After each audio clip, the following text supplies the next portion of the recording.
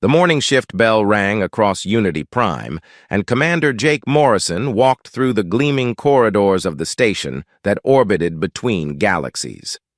He had been doing this for 5 years now, representing Earth's military interests alongside 15 other species that made up the Galactic Council. The walls were transparent in places, showing the swirling colors of deep space beyond, and Jake never got tired of the view.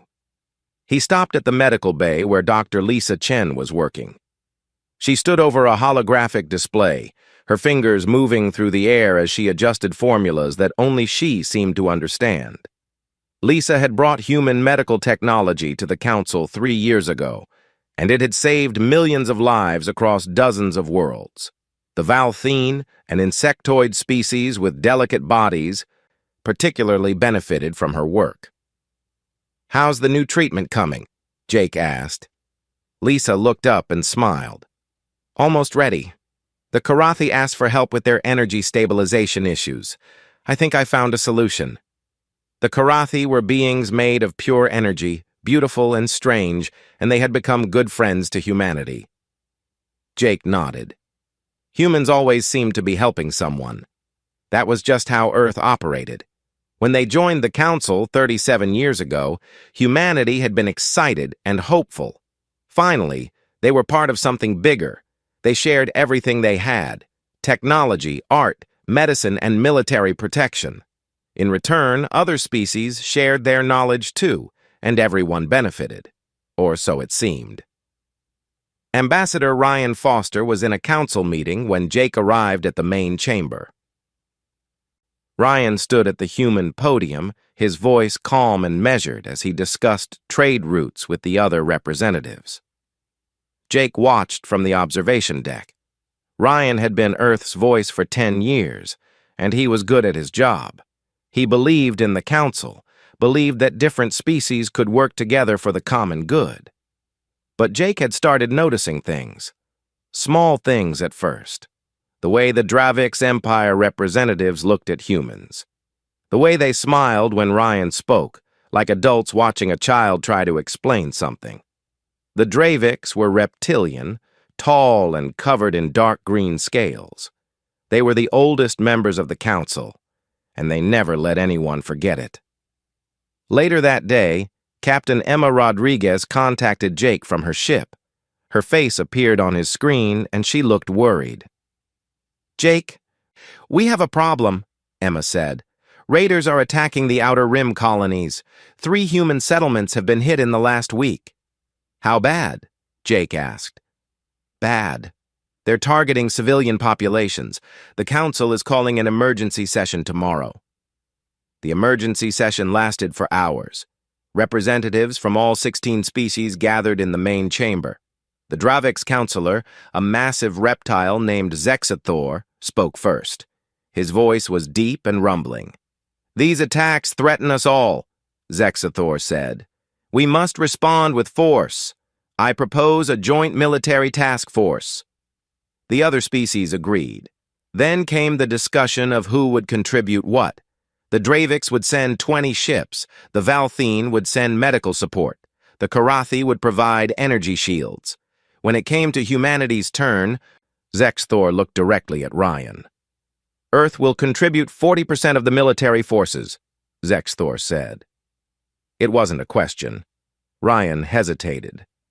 40%?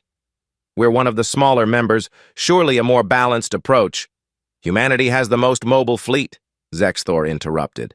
And your people are enthusiastic about combat. It makes sense. Jake watched from his seat. 40%. That meant humans would be doing almost half the fighting, suffering almost half the casualties, while being just one of 16 species. But Ryan looked around the chamber and saw expectant faces. The colonies needed help. People were dying.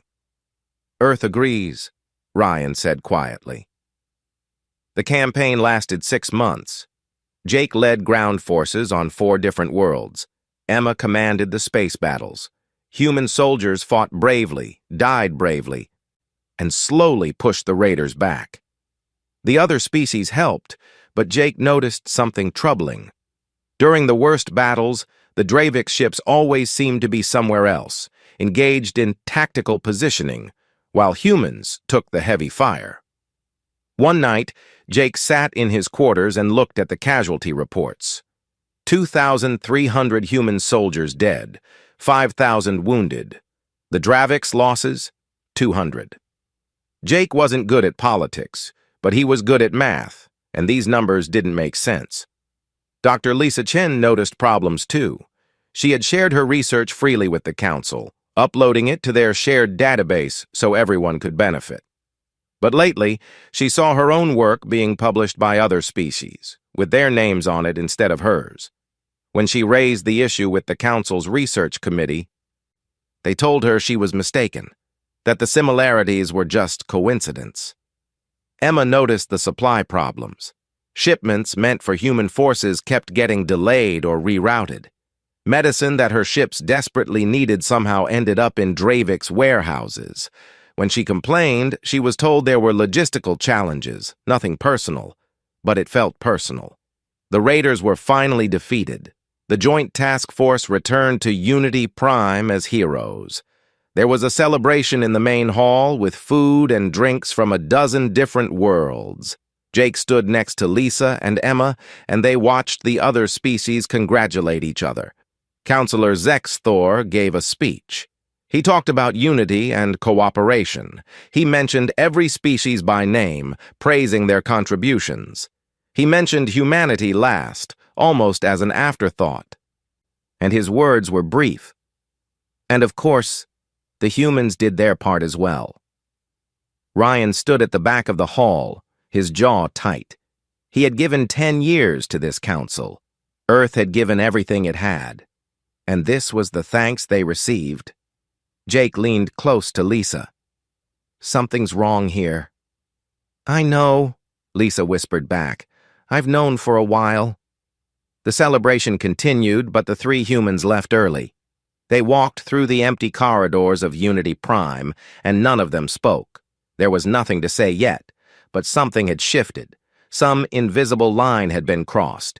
Tomorrow, the council would meet again to discuss rebuilding the colonies. Tomorrow, they would talk about who would pay for repairs and reparations. Jake had a feeling that tomorrow was going to be a very bad day. He was right. The council chamber was full when Ryan Foster walked in. He carried a data tablet under his arm and tried to keep his expression neutral. The Draviks had called this special session to discuss reparations for the Outer Rim colonies that had been damaged during the raider attacks. Ryan had spent the last 3 days reviewing the numbers, and he didn't like what he found. Counselor Zexithor stood at the center podium, his scales gleaming under the chamber lights. He waited until everyone was seated, then began his presentation.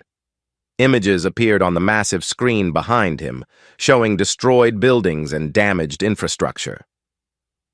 The cost of rebuilding is substantial, Zexthor said.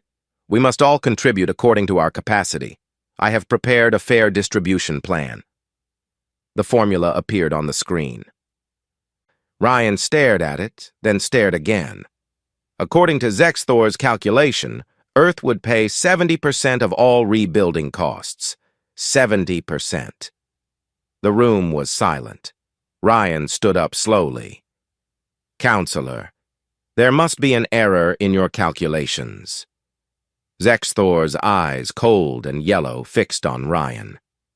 There is no error, Ambassador Foster. The formula accounts for industrial capacity, resource availability, and economic strength. Earth simply has more than most other members. Earth also lost more soldiers than anyone else, Ryan said, his voice rising. We suffered 2,300 casualties. The Draviks lost 200. We fought harder, bled more, and now you want us to pay the most? A murmur went through the chamber. The Valthene representative, a gentle being named Kixta, clicked her mandibles in distress. The Karathi flickered in their containment field, their energy patterns showing agitation. But the other species stayed quiet. Zexthor didn't seem bothered. Human casualties are regrettable, but they reflect tactical choices made by human commanders. The Draviks cannot be blamed for humanity's aggressive fighting style. Jake Morrison, watching from the military gallery, felt his hands clench into fists. Aggressive fighting style? The Dravix fleet had abandoned human forces 3 times during critical battles. Jake had the communication logs to prove it.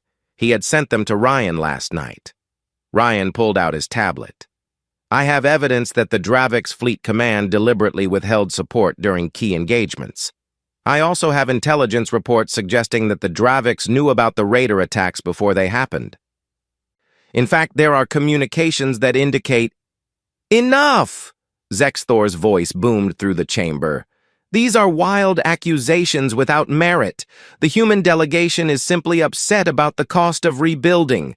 This is understandable but unacceptable. The council will vote on the distribution plan now. The chairwoman, a Dravix ally named Talreth, nodded. All in favor of the proposed distribution plan?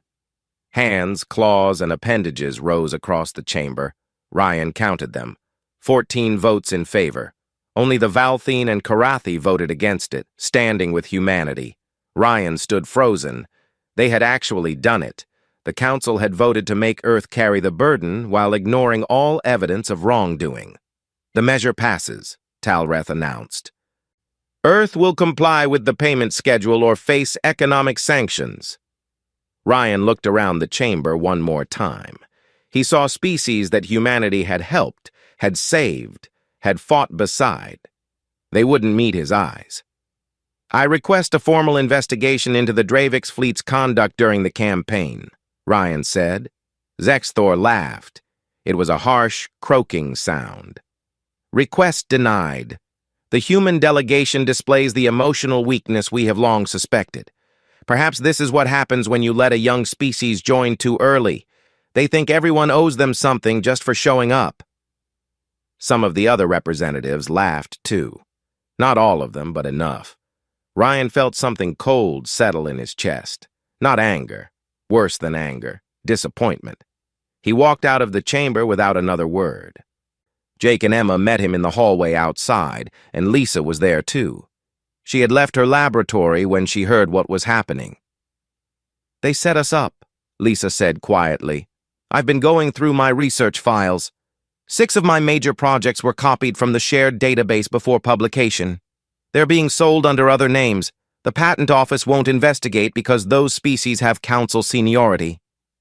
Emma pulled up a report on her own tablet. Supply diversions weren't accidents. I have shipping manifests showing that our medical supplies were deliberately redirected to Dravix military warehouses. They sold our own medicine back to us at marked-up prices during the campaign, Jake added his evidence.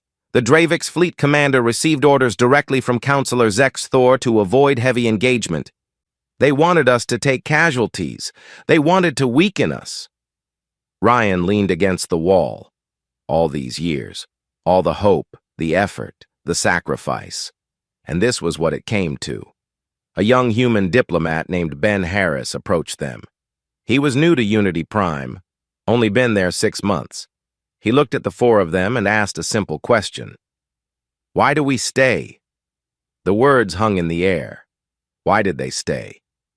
What were they getting from this relationship except exploitation and mockery? We made commitments, Ryan said, but his voice lacked conviction. To people who don't respect us, Ben pressed. To people who steal from us? Who let our soldiers die unnecessarily? Lisa looked at Ryan. He's right. We keep giving and giving, and they keep taking and taking. When does it stop? Emma's eyes were hard. My crews are exhausted. Morale is at an all-time low. They're asking me why they're risking their lives for a council that treats them like second-class members. Ryan closed his eyes. He thought about all the speeches he had given about unity and cooperation. He thought about how naive he had been. The council didn't want partners. They wanted servants. We need to talk to Earth, Ryan said finally. We need to tell the president everything. They set up a secure communication link that night. President Nicole Wright appeared on the screen, her face serious. She was in the Oval Office, and it was early morning in Washington. Ryan, Jake, Lisa, Emma, and Ben sat in the human delegation's private meeting room, and for 3 hours they told her everything. President Wright listened to it all. The exploitation, the theft, the betrayal, the mockery. When they finished, she was quiet for a long moment. "What do you recommend?" she asked. Ryan looked at the others. He thought about the question Ben had asked. "Why do we stay?" "I think," Ryan said slowly, "that we should consider withdrawal from the council." President Wright nodded. "Give me 72 hours. Don't do anything that would alert the council. Just act normal. I need to consult with Congress and the military chiefs." The screen went dark. The 5 humans sat in silence. Had they really just suggested leaving the Galactic Council? It seemed impossible. It seemed insane. But it also seemed right. Jake stood up. "If we're really going to do this, we need to be smart about it. We can't just storm out. They'll impose sanctions, maybe even use military force." Lisa nodded. "We need to prepare. Quietly." Emma smiled. And it wasn't a nice smile. "They want to treat us like we're nothing? Let's show them what nothing looks like." Ben, the youngest of them, looked almost excited. "A silent departure." Ryan felt something he hadn't felt in months. Hope. Not hope for the council, but hope for humanity's future outside of it. "Let's wait for the president's decision," he said. "But yes, if we go quietly. We don't give them the satisfaction of a fight." Outside the window, Unity Prime continued its slow orbit. The station was beautiful, a marvel of cooperative engineering. But beauty didn't matter if the foundation was built on disrespect and exploitation. 72 hours, Ryan thought. 3 days to decide humanity's future. President Nicole Wright's face appeared on the screen exactly 72 hours later. Ryan Foster sat in the secure conference room with Jake Morrison, Lisa Chen, Emma Rodriguez, and Ben Harris. They had barely slept for 3 days, waiting for this moment. "Congress has voted," President Wright said. "By a margin of 78 to 22, they support withdrawal from the Galactic Council. The Joint Chiefs are unanimous. The people are tired of seeing our soldiers die for aliens who don't appreciate the sacrifice. We're done." Ryan felt a weight lift from his shoulders and settle somewhere else. They were really doing this. "However," the president continued, "we're not going to do this the way they expect. No angry speeches, no dramatic exits. We're going to leave so quietly that they won't know we're gone until it's too late to stop us." Jake leaned forward. "What's the plan?" "I'm authorizing Operation Silent Departure," President Wright said. "You have 60 days to extract every human asset from Council space without alerting them to what's happening. Can you do it?" Lisa pulled up a holographic display showing Unity Prime systems. "Most of the station's critical infrastructure runs on human code. Life support, communications, defensive grids. I can install fail-safes that will trigger after we're gone." "Not malicious," Ryan said quickly. "We're not trying to hurt them." "No," Lisa agreed. "Just inconvenient. The systems will still work, but they'll need to figure out how to maintain them without us. It'll take them months to relearn what we did in days." Emma brought up fleet positions. "I have 47 ships in Council space. I can rotate them out over the next 2 months under the guise of standard crew rotation and maintenance schedules. No one will question it." Jake nodded. "We have about 800 military personnel on Unity Prime and surrounding stations. I can send them home in small groups. Training exercises, family emergencies, medical leaves. Spread it out so it doesn't look suspicious." Ben pulled up civilian data. "There are about 3,000 human civilians on Unity Prime. Researchers, traders, teachers, families. We need to get them out too, but carefully. If thousands of humans suddenly book passage home, the council will notice." They spent the next 6 hours planning every detail. How many people could leave each week without raising alarms? Which systems Lisa could safely disable? How Emma could redeploy her fleet without triggering security concerns. It was like planning a magic trick, Ryan thought. The secret was misdirection.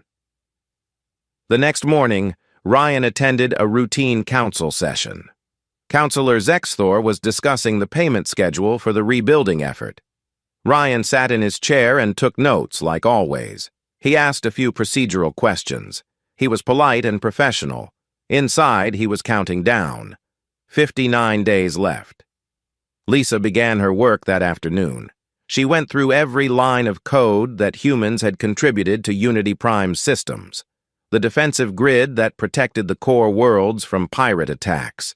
The communication network that allowed instant translation between species. The medical database that saved lives across the galaxy. She didn't delete anything. That would be cruel.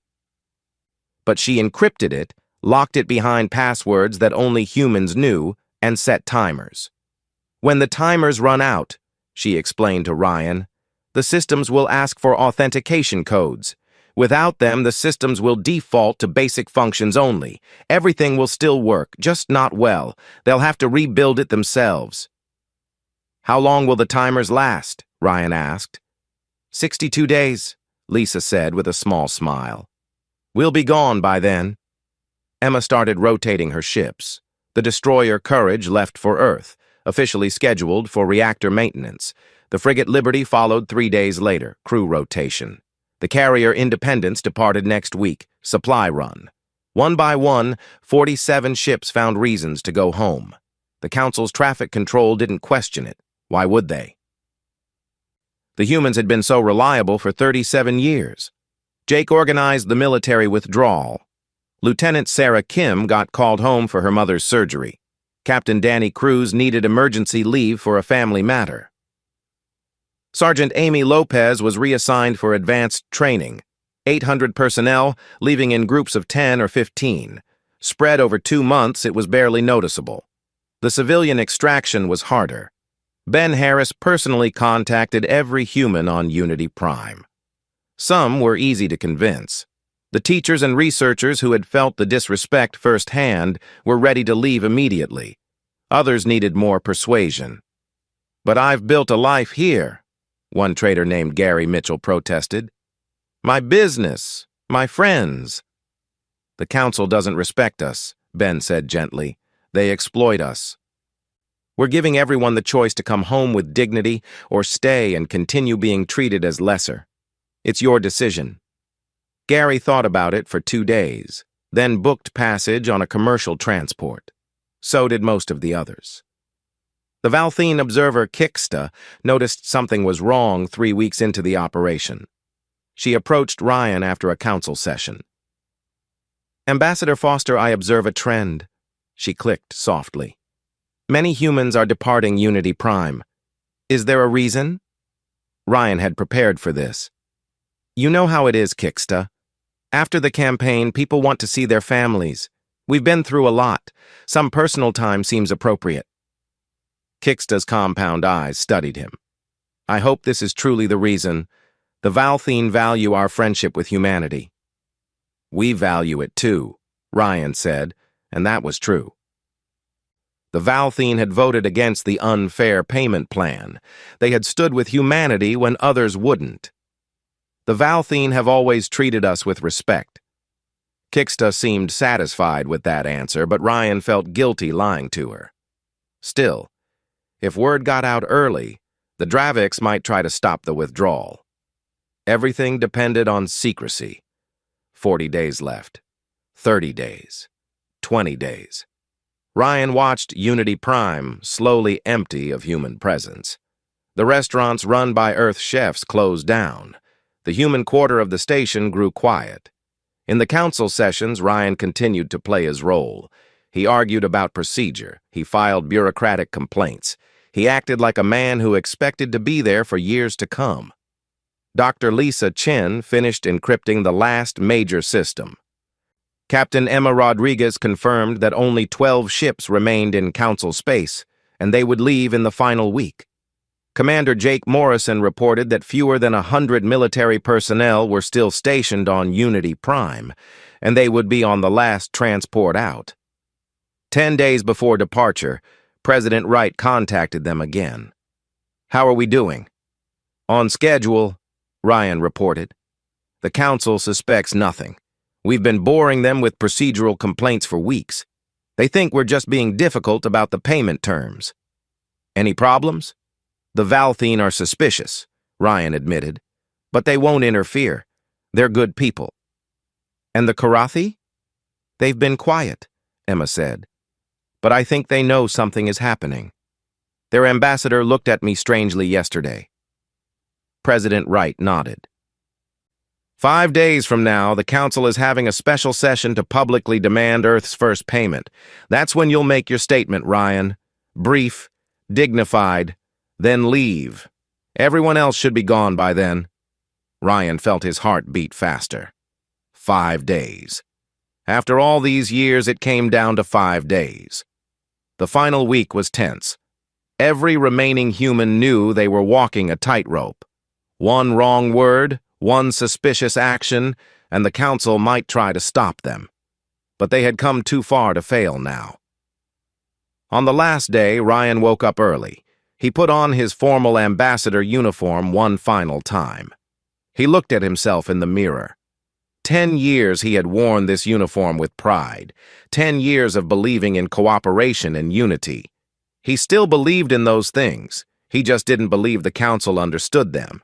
Jake, Lisa, Emma, and Ben met him outside the Council chamber. They were the last 5 humans on Unity Prime.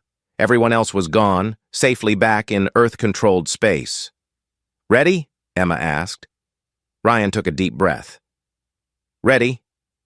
They walked into the Council chamber together. It was time to say goodbye. The Council chamber was full that morning. Every species had sent their representatives to witness what Counselor Zexthor was calling the education of humanity. Ryan Foster walked to the human podium for the last time, and Jake Morrison, Lisa Chen, Emma Rodriguez, and Ben Harris took their seats in the gallery behind him. Zexthor stood at the center platform, his reptilian features smug with satisfaction. He had prepared a speech, Ryan knew. A long speech about responsibility and obligation and knowing one's place in the galactic order. "We gather today," Zexthor began, "to discuss a matter of great importance. The human delegation has been delaying payment for the Outer Rim reconstruction. This delay is unacceptable. Earth has obligations to the Council." He went on for 20 minutes. His voice boomed through the chamber, dramatic and self-important. He talked about the generosity of the Council in accepting humanity. He mentioned the opportunities Earth had been given. He never mentioned the stolen research. He never mentioned the abandoned battles. He never mentioned the unfair payment formula. "Some species," Zexthor said, his eyes fixed on Ryan, "join the Council thinking they are owed something simply for existing. They contribute what is expected and demand praise. They fight when asked and expect special treatment. This is the behavior of children, not equals." A few representatives laughed. Not all, but enough to sting. Ryan kept his face neutral. Jake sat behind him, hands gripped tight on his armrests, but he stayed quiet.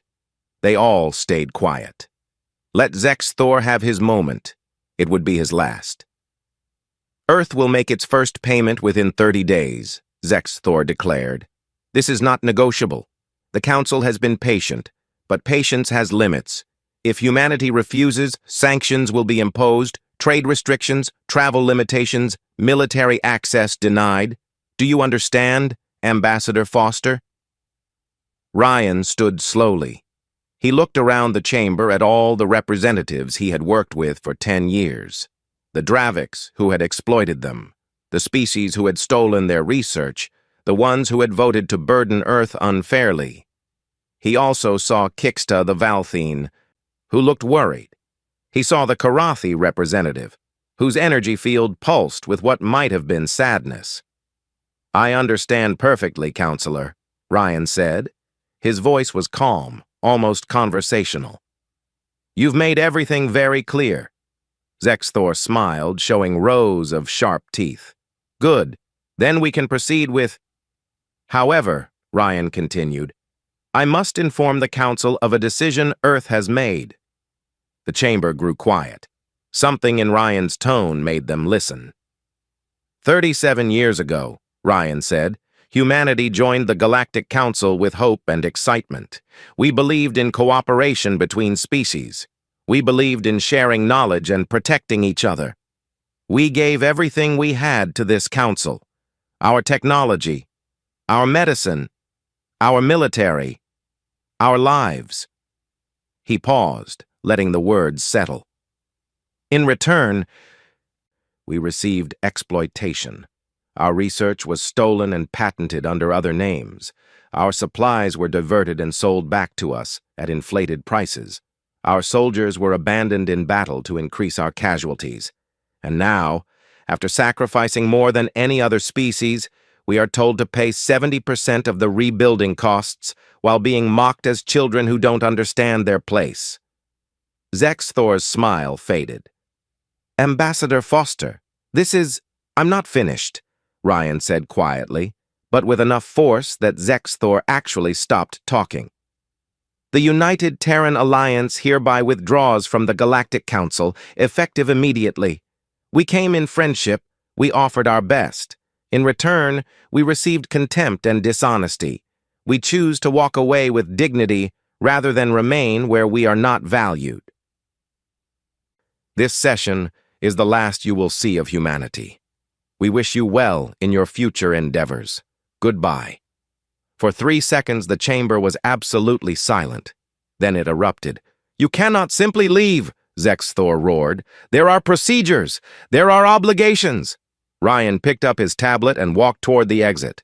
Jake, Lisa, Emma, and Ben followed him. Behind them, the chamber descended into chaos. Representatives were shouting. The chairwoman was banging her gavel, trying to restore order. Zexthor was demanding that the exits be sealed. But Ryan and his team were already gone. They walked quickly through the corridors of Unity Prime. Alert sirens started blaring. The Council security forces were probably being mobilized, but Ryan doubted they would actually try to stop them. This wasn't a war. It was a divorce. At the docking bay, a single transport ship waited. The last human vessel on Unity Prime. The pilot, a woman named Kate Sullivan, had the engines already running. Everyone accounted for? Kate asked as they boarded. Everyone, Emma confirmed. We're the last ones. The transport detached from the docking bay and moved away from Unity Prime. Through the viewports, Ryan watched the massive station shrink into the distance. He felt no anger, no satisfaction, just a quiet sense of relief. Incoming message from the Council, Kate announced. Audio only. Put it through, Ryan said. Zexthor's voice filled the cabin, furious and disbelieving. Foster, you are making a grave mistake. Earth needs the Council. You will face sanctions. You will face economic collapse. Return immediately, and we may show leniency. Ryan didn't respond. He just watched Unity Prime disappear. They're trying to hail our other ships, Emma said, checking her displays. All 47 vessels are ignoring the calls and proceeding to Earth. Lisa pulled up a status screen. The system failsafes are activating now. In about 10 minutes, Unity Prime is going to experience cascading technical failures. As if on cue, the lights on Unity Prime began flickering. The defensive grid, which had protected the Council's core worlds from pirate attacks for 30 years, went offline. Communication networks started experiencing errors. Life support remained functional, but temperature controls stopped working properly. It's not permanent, Lisa said softly. They can fix everything, but it'll take them months to figure out how we did it. And without the instruction manuals which we took with us, they'll have to learn from scratch. Ben was monitoring the civilian channels. Human traders are leaving Council space, thousands of ships. They heard about our withdrawal and they're following us out. Emma pulled up tactical displays. The Outer Rim colonies have lost their defensive coverage. The systems we installed are offline now. They're vulnerable again. That's their problem now, Jake said, but he didn't sound happy about it, just tired. The transport passed through the jump gate that marked the boundary of Council space. On the other side was human territory, free territory, home. Ryan finally allowed himself to relax. They had done it. They had walked away cleanly, quietly, with no violence and no drama. They had simply left. And now the Council would have to figure out how to function without the species they had taken for granted. His communication console chimed. It was a private message from Kixta. Ambassador Foster, I watched you leave. I understand why. The Valthine have long disagreed with how the Draviks treat others. Please know that you have friends still, even outside the Council. If you ever need allies, call for us. Ryan smiled sadly. He typed a brief response. Thank you, Kixta. The Valthine have always been honorable. Take care of yourself. Another message came in, this time from the Karathi representative. Your departure is noted and respected. The Karathi understand the value of walking away from that which harms you. May your path be bright. So not everyone on the Council was blind. Some had seen, some had understood. But not enough to change the system. Kate announced they would arrive at Earth in 6 hours. Ryan looked at his team. Jake was staring out the viewport, his expression distant. Lisa was already working on something new, her fingers flying across a holographic keyboard. Emma was checking on her fleet, making sure all 47 ships made it home safely. Ben was writing a report for President Wright. They were going home. Not in defeat, not in anger, in dignity. Behind them, Unity Prime struggled with systems that no longer worked properly. The Council met in emergency session, trying to understand what had happened. How could an entire species just leave? How could they walk away without warning? They didn't understand.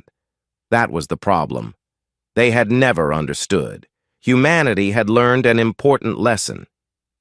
Sometimes the most powerful thing you can do is walk away. No fights, no arguments, no attempts to change minds that don't want to change. Just a quiet exit, leaving those who didn't appreciate you to figure things out on their own.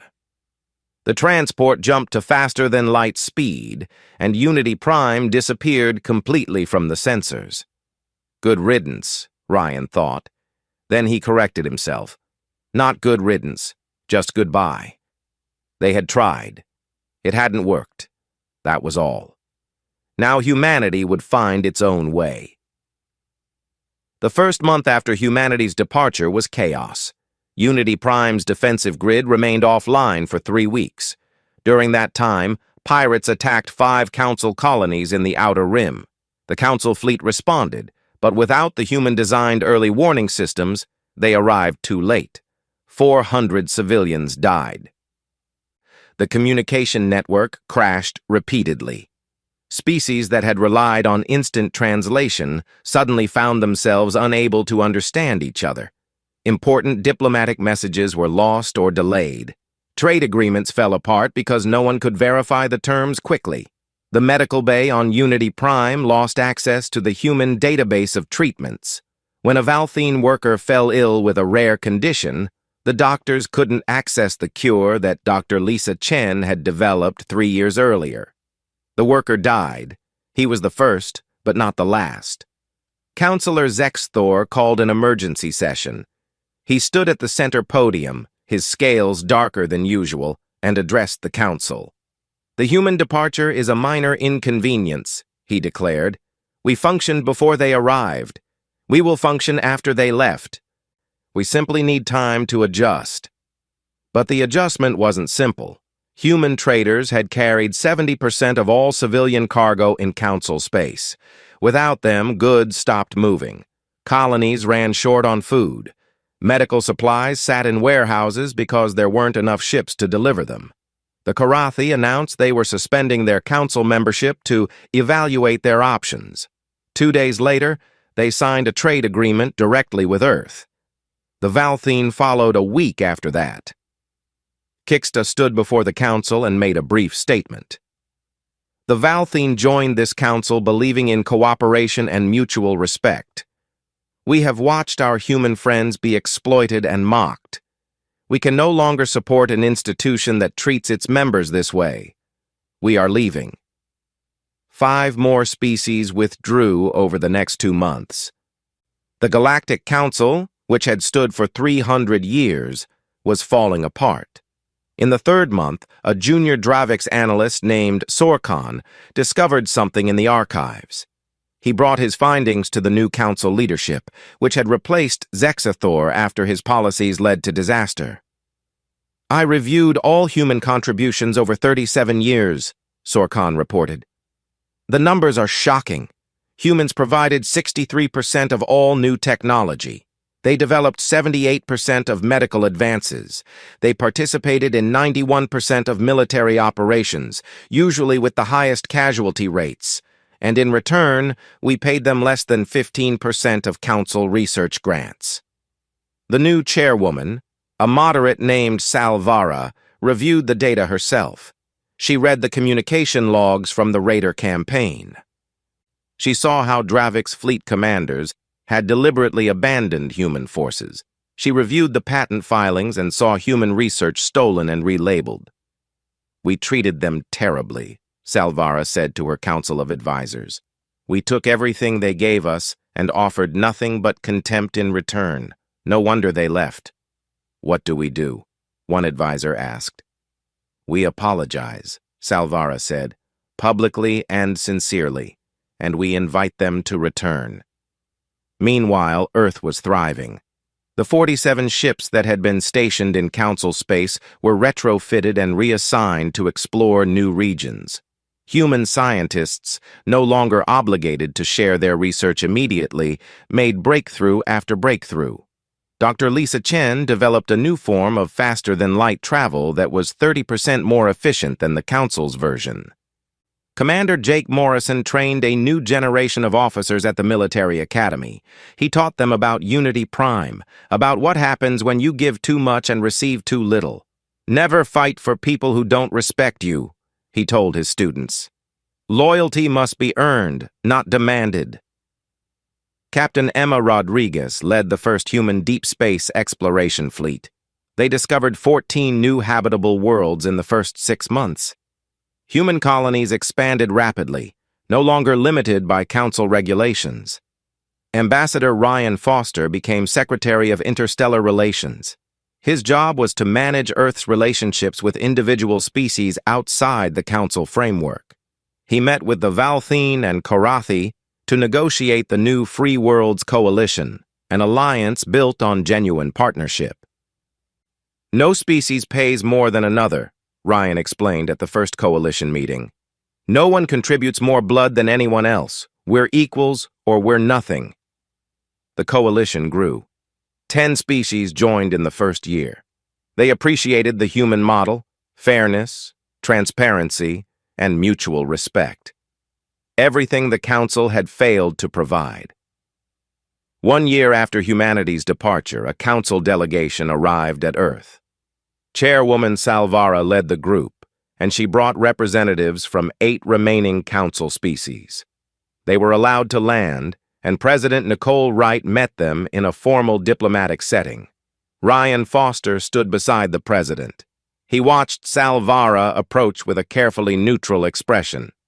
"Madam President," Salvara said, "Secretary Foster, thank you for agreeing to meet with us." President Wright nodded politely. "We're always willing to engage in diplomacy, Chairwoman." Salvara took a breath. "I come to offer an apology on behalf of the Galactic Council. We have reviewed our relationship with humanity over the past 37 years, and we have found it deeply troubling. You were exploited. Your contributions were stolen. Your sacrifices were mocked. This was wrong, and I am truly sorry." Ryan watched her carefully. The apology seemed genuine, but words were easy. "We understand," Salvara continued, "that we failed you. We allowed arrogance and prejudice to blind us to the value of our partnership. The former leadership, particularly Councillor Zexthor, has been removed from power. We have implemented reforms. We have restructured our payment systems to be fair. We have created oversight committees to prevent theft of intellectual property. She paused. We would like to invite humanity to return to the council. President Wright glanced at Ryan. He gave a slight shake of his head. Chairwoman, President Wright said, we appreciate your apology. It takes courage to admit mistakes. However, Earth will not be returning to the Galactic Council. Salvara looked stricken. But we've made changes, real changes. Ryan spoke for the first time. Changes made after we left, changes made because you had no choice. You didn't reform because you believed it was right. You reformed because you couldn't function without us. That's not entirely fair, one of the other representatives protested. Isn't it? Ryan asked. For 37 years, we contributed more than anyone else and received less. We raised concerns repeatedly. We showed evidence of exploitation. Nothing changed until we walked away. That tells us everything we need to know about the Council's priorities. Salvara tried again. What if we offered reparations? We could return all the stolen research. We could compensate Earth for the unfair payment burdens. President Wright considered this. We would accept reparations as a gesture of good faith, but we still won't return to the Council. Why not? Salvara asked, and she sounded genuinely confused. Ryan decided to be honest. Because we don't need you. We've discovered that humanity functions better on its own. We've formed the Free Worlds Coalition with species that share our values. We're exploring new territories. We're advancing our technology faster than ever before. The Council held us back, and we didn't even realize it until we left. He softened his voice slightly. We don't hate you, Chairwoman. We're not angry. We're just done. We gave you decades of loyalty and received exploitation in return. We won't make that mistake again. Salvara looked at her delegation, then back at Ryan and the president. What if we asked to join your coalition instead? What if the council dissolved and we started over with your model? President Wright and Ryan exchanged glances. That was unexpected. We would consider applications from individual species, President Wright said carefully, but not from the council as a whole. Your institution has too much baggage, too much history of inequality. If individual species want to apply to the Free Worlds Coalition, they can do so through normal diplomatic channels. They'll be evaluated like everyone else. It was a diplomatic way of saying the Galactic Council was finished. Some species could join the new alliance, but only if they abandoned the old hierarchy. The delegation stayed on Earth for 3 more days. They met with various officials. They toured human facilities. They saw the energy and optimism of a civilization that had freed itself from an exploitative relationship. On the final day, Salvara met privately with Ryan. I understand your decision, she said quietly. If I'm honest, I would have made the same choice. The council failed you. Some species, like mine, are realizing that too late. Ryan nodded. You personally seem like a good leader. If your species applies to the coalition individually, I think you'd have a strong chance. Perhaps we will, Salvara said. The old council is dying. It may be time to build something new. The delegation departed. 3 months later, the Galactic Council officially dissolved. 8 species applied to join the Free Worlds Coalition. 5 were accepted after thorough vetting. 3 were asked to reapply in 2 years after demonstrating reforms. The Dravix Empire did not apply. They retreated to their core systems, bitter and diminished. Former Councilor Zexthor gave one final speech before disappearing from public life. Humanity will regret their arrogance, he declared. They think they can survive alone. They will fail. But humanity didn't fail. 3 years after walking away from Unity Prime, Earth stood at the center of an alliance of 23 species, all committed to fairness and mutual respect. The Free Worlds Coalition became stronger than the old council had ever been, precisely because it treated everyone equally. Ryan Foster stood in his office one evening, looking at a photograph from his first day at Unity Prime 10 years earlier. He had been so young then, so hopeful. He had believed that joining the Council was humanity's greatest achievement. Now he knew better. Walking away had been the greatest achievement. It had required courage, dignity, and faith in humanity's own worth. They had chosen self-respect over membership in a club that didn't value them. His assistant buzzed him. "Sir, the Valthene ambassador is here for your meeting." Ryan smiled. Kixta had become a dear friend. She and Ryan were planning a joint exploration mission to a newly discovered star cluster. "Send her in," Ryan said. The door opened, and Kixta clicked her mandibles in greeting. "Secretary Foster, are you ready to discuss our expedition?" "Always," Ryan said. They sat down to plan the future, not a future controlled by the Council. Not a future where humans had to prove their worth constantly. Just a future where different species worked together as genuine equals. It was everything Ryan had wanted from the Council, but it had taken walking away to find it. Sometimes the most powerful statement you can make is simply leaving. No fights, no arguments, just quiet dignity and the knowledge that you deserve better. And Earth had found better.